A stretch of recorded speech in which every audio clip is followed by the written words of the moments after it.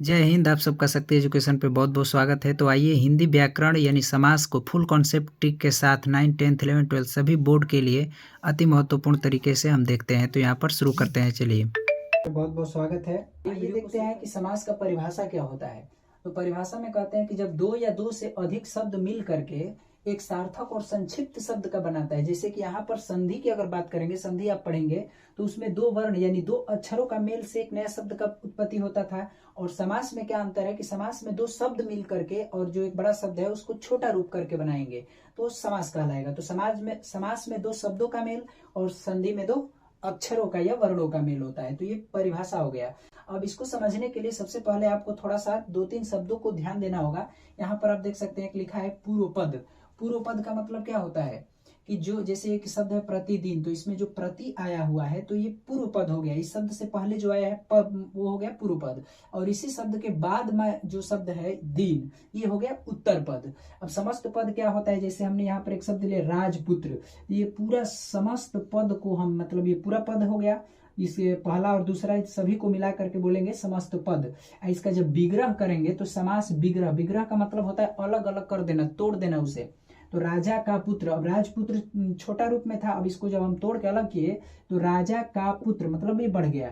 इस तरह का समास विग्रह होता है। तो जब आपको समास दे देगा, पूछेगा इसका विग्रह कीजिए, तो आपको इस तरह से लिखना होगा। तो ये समास विग्रह रहा समस्त पद। अब समास के कितने प्रकार होते हैं, तो समास के भेद जो है 6 प्रकार के समास होते हैं, आप सभी जानते हैं। अव्ययी भाव समास पहला होता है, दूसरा होता है द्वंद्व समास, तीसरा द्विगु समास, चौथा तत्पुरुष समास, कर्मधारय समास, बहुब्रीहि समास। इनकी जो काउंटिंग है इधर से उधर भी हो सकती है, कोई उससे दिक्कत नहीं होता है। सबसे पहले आप किसी भी समास को ले सकते हैं। तो अव्ययी भाव समास, ये जो द्वंद्व समास, द्विगु समास, तत्पुरुष समास, कर्मधारय और बहुब्रीहि, इन 6 को बिल्कुल बारीकी से एक एक करके देख लेते हैं और अंत में हम स्लाइड को भी देखेंगे।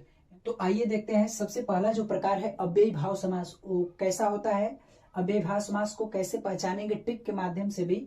तो यहाँ पर देखिए, अव्ययी भाव समास का परिभाषा में कि जिस समास का पूर्व पद, जिस समास का पूर्व पद यानी कि पहले वाला पद, अभी आपको बताया पूर्व पद क्या होता है, अव्यय हो या उपसर्ग हो, अव्ययी भाव समास कहलाता है। कैसे, देखिए यहाँ पर प्रतिदिन, यहाँ पर प्रति देखिए एक उपसर्ग है, अव्यय जो अव्यय का काम कर रहा है उपसर्ग है प्रति।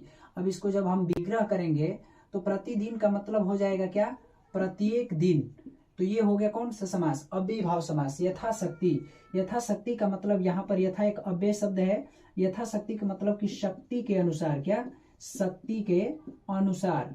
यहाँ पर हो जाएगा शक्ति के अनुसार। जैसे नहीं होता है कि कितना दान देना है, यथाशक्ति तथा भक्ति, मतलब आपके पास जितनी क्षमता है, शक्ति है, उतना ये कर दीजिए। यथाशक्ति के मतलब शक्ति के अनुसार। रात रात, अब यहाँ पर एक और बात आती है कंफ्यूजन करने वाली, कि अगर एक ही शब्द 2 बार आ जाए तो वहां पर भी अव्ययी भाव समास होता है। यहाँ पर देखिए रात रात, ऐसे दिन दिन, इस तरह का शब्द आ जाए, एक ही शब्द 2 बार की मतलब उसकी पुनरावृत्ति हो जाती है, तो वो शब्द भी अव्ययी भाव समास होते हैं। और इनका सबसे ट्रिक वाला जो बात है, आप देखेंगे तो उसमें अधिकतर जो पहला पद होता है वो अव्यय के रूप में होता है। वो किसके रूप में होता है, अव्यय के रूप में होता है। जैसे कि यहाँ पर एक शब्द हमने लिखा अनुराधा, तो यहाँ पर आप देख सकते हैं ये अनु जो है उपसर्ग लगा हुआ है। अनु उपसर्ग से हम बहुत सारा चीज बना सकते हैं।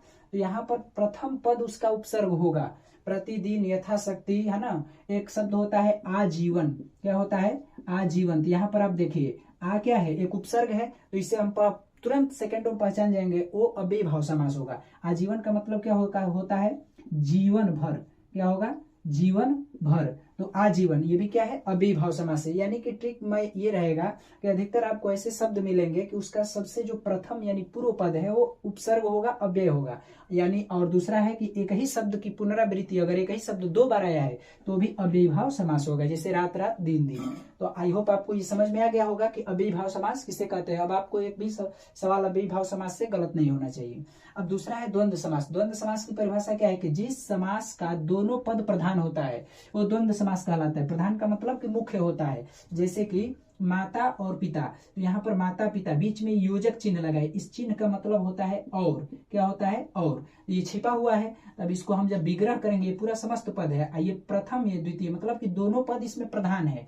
तो इसका जब हम विग्रह करेंगे तो क्या हो जाएगा, माता और पिता, माता और पिता। इसको हम देखते हैं तो रात और दिन, यहाँ पर क्या हो जाएगा, रात और दिन हो जाएगा। अगर आगे देखते हैं भाई बहन, तो इसी तरह से भाई और बहन, भाई और बहन।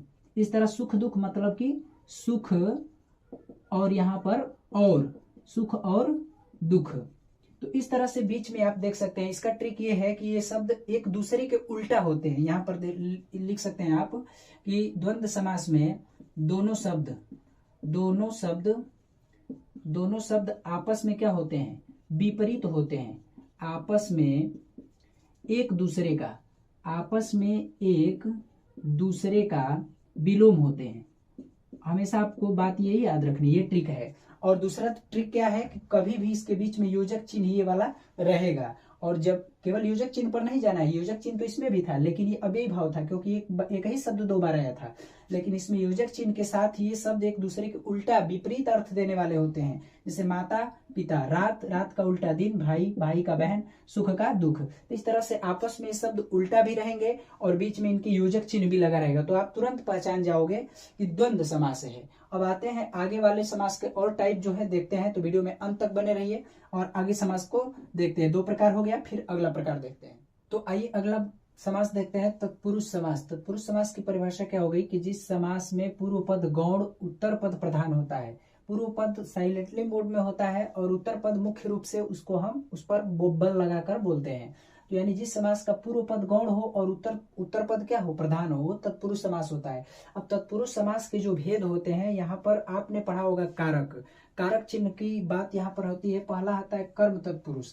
तो ये जो 6 प्रकार के तत्पुरुष समास है, इसमें जो आपने कारक पढ़ा है उसके चिन्हों का प्रयोग इसमें किया जाता है। जैसे कर्म तत्पुरुष, ये चिन्ह हो गया, चिन्ह इसका क्या है, को है। अगर कर्म तत्पुरुष की बात की जाए तो जैसे यहाँ पर हमने शब्द लिया मतदाता, यानी कि मत को देने वाला, यहाँ पर को चिन्ह का लोप होता है, यानी कि कर्म तत्पुरुष में को चिन्ह का क्या होगा, लोप होगा। मतदाता मतलब मत को देने वाला। गिरह कट का मतलब क्या हो गया कि गिरह को काटने वाला, यहाँ पर को चिन्ह था। तो ये जब समस्त पद था ये मतदाता, तो इसमें को का लोप था। गिरह कट में को का लोप था, इसका जब विग्रह किया गया तो को आ गया। तो कर्म तत्पुरुष अगर होगा इस तरह से, तो सभी जो जितने भी ये तत्पुरुष समास के उदाहरण है सभी तत्पुरुष समास में ही आएंगे। लेकिन जब आपसे ये पूछा जाए कि तत्पुरुष में कौन सा तत्पुरुष है, तब आपको यहाँ पर ये याद रखना पड़ेगा कि कौन सा कर्म तत्पुरुष है, कौन सा कर्ण तत्पुरुष है। ये सब आगे देखते हैं। तो ये कर्म तत्पुरुष में आपको याद रखना है, को चिन्ह का लोप होता है। लोप का मतलब कि छिपा हुआ होता है। कर्ण तत्पुरुष में क्या चिन्ह होता है, तो से या के द्वारा होता है। से या के द्वारा का मतलब कि यहाँ पर देखिए मुंह मांगा, तो मुंह मांगा का मतलब हो गया कि मुंह से मांगा, यहाँ बीच में से आ गया, तो यहाँ पर इसमें से का चिन्ह का लोप था। हस्त लिखित मतलब हाथ से लिखित या हाथ के द्वारा लिखित। तो इस तरह से बात की जाए जैसे कि, तो यहाँ पर कौन सा तत्पुरुष समास हो जाएगा, कर्ण तत्पुरुष। इसमें कौन सा शब्द का लोप होता है, तो से का या के द्वारा का लोप होता है। जैसे और उदाहरण है यहाँ पर, चूंकि जगह के अभाव में कम लिखा गया है, बहुत सारे उदाहरण आपको मिलेंगे। जैसे सूर रचित मतलब सूर के द्वारा रचित। तो जन्मजात मतलब जन्म से उत्पन्न। तो यहाँ पर मुंह मांगा हो गया। हस्त लिखित मतलब हाथों से लिखित या हाथों के द्वारा लिखित। इस तरह से चिन्ह का इसमें क्या होता है, लोप होता है। संप्रदान तत्पुरुष तीसरा आता है। संप्रदान में के लिए का लोप होता है। जैसे कि हथकड़ी का मतलब इसे पुलिस हथकड़ी लगाती है, तो हाथों के लिए जो कड़ी बनाई गई है वो हथकड़ी कहते हैं उसको। तो हथकड़ी, अब देखिए के लिए बीच में यहाँ पर लोप है उसका समस्त पद में, और यहाँ जब विग्रह किया गया तो वो शब्द निकल के आ गया के लिए। तो यहाँ पर जो शब्द है के लिए, ये क्या है, हथकड़ी का मतलब कि हाथों के लिए कड़ी, तो बीच में के लिए आ गया ना। युद्ध भूमि मतलब कि युद्ध के लिए भूमि, देखिए यहाँ पर के लिए आ गया। तो इस तरह के लिए वाला जो शब्द होता है ऐसे शब्दों में छिपा होता है, उनका लोप होता है, तो उसे हम कहते हैं संप्रदान तत्पुरुष। चौथा है अपादान तत्पुरुष। अपादान तत्पुरुष के अंदर क्या छिपा होता है, तो से अलग होने का भाव होता है। देखिए यहाँ पर से और यहाँ पर से दोनों का अंतर समझिए। यहाँ पर से या के द्वारा से आपको किसी चीज से किसी चीज को अलग होने की बात नहीं पता चलेगी, लेकिन इससे अलग में आपको लगेगा कि कोई चीज किसी चीज से अलग है, मतलब कि उससे हट गई, निकल गई। जैसे धनहीन का मतलब कि जो धन से हीन है, यानी गरीब व्यक्ति, यानी कि गरीब जो आदमी है धन से हीन है, मतलब उसके पास धन नहीं है, अलग है धन उससे।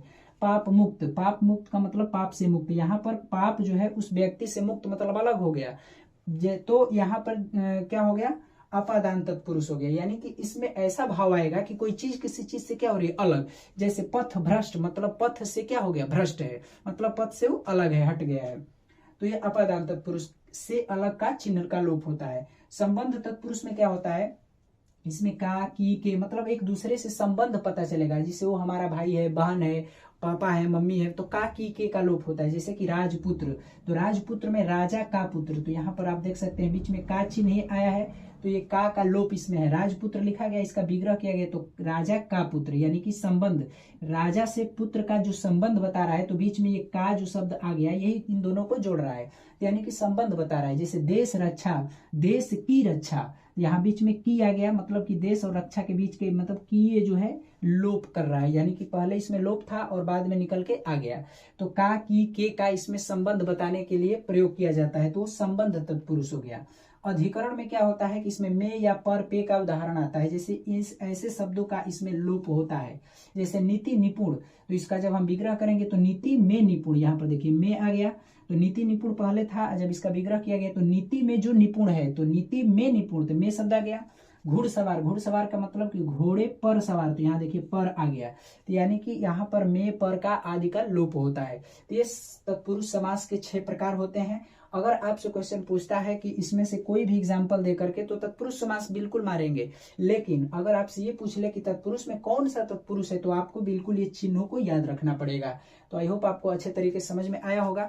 और बाकी के 3 आगे। अगला टाइप देखते हैं, जो चौथा है द्विगु समास। द्विगु समास को परिभाषा में देखते हैं कि जिस समास का पूर्व पद संख्यावाचक हो, पूर्व पद को पता है आपको, जो पहला पद होता है वो संख्यावाचक रहेगा, तो उसे हम कहेंगे द्विगु समास। उदाहरण में देखिए नवरत्न, देखिए सबसे पहला ही पद आपको संख्या के रूप में मिलेगा, नवरत्न यानी 9 रत्नों का समूह, तो हो गया द्विगु समास।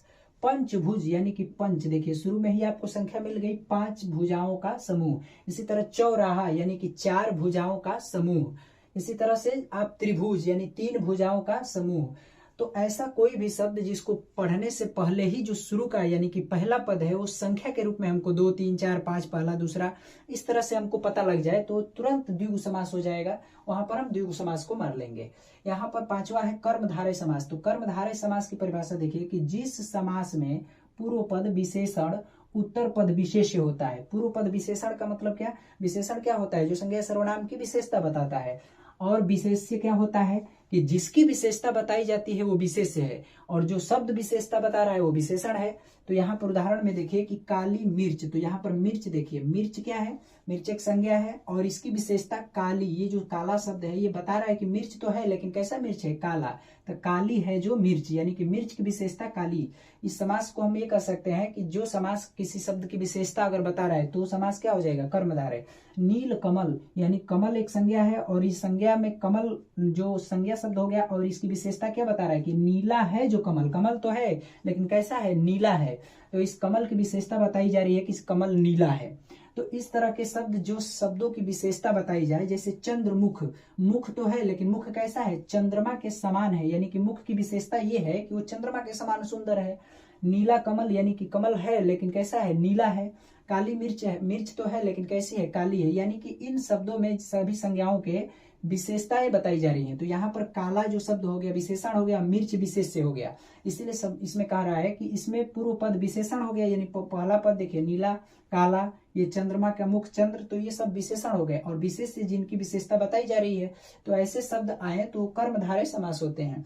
अब कर्मधारय और बहुव्रीहि में बच्चे बहुत ही कंफ्यूज हो जाते हैं, तो आपको बिल्कुल ध्यान रखना है कर्मधारय और बहुव्रीहि समास में अंतर। जिस समास में दोनों पद के माध्यम से किसी तीसरे अगर कोई विशेष व्यक्ति या वस्तु स्थान का बोध हो रहा है तो उसमें हमको बहुव्रीहि याद रखना है। अब आप देखिए उदाहरण में, इसका उदाहरण मिलता जुलता होता है लेकिन बारीक अंतर ये होता है कि इसमें तो विशेषता बताई जा रही थी और विशेषता इसमें भी बताई जाएगी, लेकिन इसमें विशेषता बताने के बाद वहीं पर रुक जा रहा था, लेकिन इसमें विशेषता बताने के बाद भी हम किसी तीसरे व्यक्ति की ओर इंगित करते हैं, इशारा करते हैं। जैसे कि उदाहरण में देखिए नीलकंठ, कंठ का मतलब ये जो कंठ होता है ना, ये नीलकंठ, ये किसका कंठ नीला है, तो आपके दिमाग में बिल्कुल आ गया होगा भगवान शंकर का।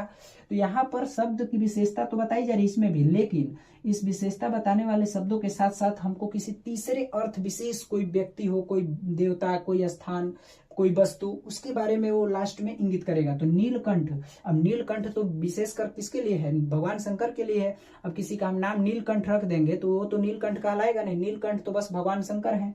तो इसीलिए कंठ है जिनका नीला, यानी नीला है कंठ जिनका, अर्थात कौन? तीसरा विशेष व्यक्ति के आदमी के अर्थ में प्रकट हो रहा है शंकर जी के बारे में। लंबोदर, लंबो का मतलब इसे लंबा, उदर का मतलब पेट, जिनका लंबा पेट है पूरा बड़का, तो बड़का पेट वाले कौन है? तो भगवान गणेश जी हैं, तो इनको लंबोदर कहा जाता है। तो लंबा है उदर जिनका, यानी लंबोदर। तो इसमें देखिए विशेषता किसी तीसरे व्यक्ति वस्तु के तरफ जा रही है, तो यहाँ पर किसी विशेष व्यक्ति यानी एक देवता के रूप में हमको ये अर्थ बता रहा है। दशानन, दशानन का मतलब होता है आनन, आनन का मतलब होता है मुख, जो मुंह होता है। अब 10 आनन, 10 का मतलब संख्या है, तो 10 गो मूड़ी जिसका है, तो 10 गो आनन यानी मुख किसका था? तो रावण का था। तो यानी कि यह शब्द तीसरे आदमी को इंगित कर रहा है कि 10 आनन वाले कौन थे? रावण थे। तो यहाँ पर ऐसे शब्दों में, यहाँ पर बस विशेषता ही बताई जा रही थी, लेकिन यहाँ पर विशेषता के साथ साथ किसी हम तीसरे व्यक्ति वस्तु की ओर इंगित कर रहे हैं। तो ये ऐसे शब्द जो तीसरे व्यक्ति वस्तु की ओर अर्थ बताने के बाद इशारा करे तो होता है बहुव्रीहि, और यहाँ पर होता है कर्मधारय। तो आई होप आपको अच्छे तरीके से पूरा समास क्लियर हो गया होगा। अब आइए यहाँ पर इसके बाद हम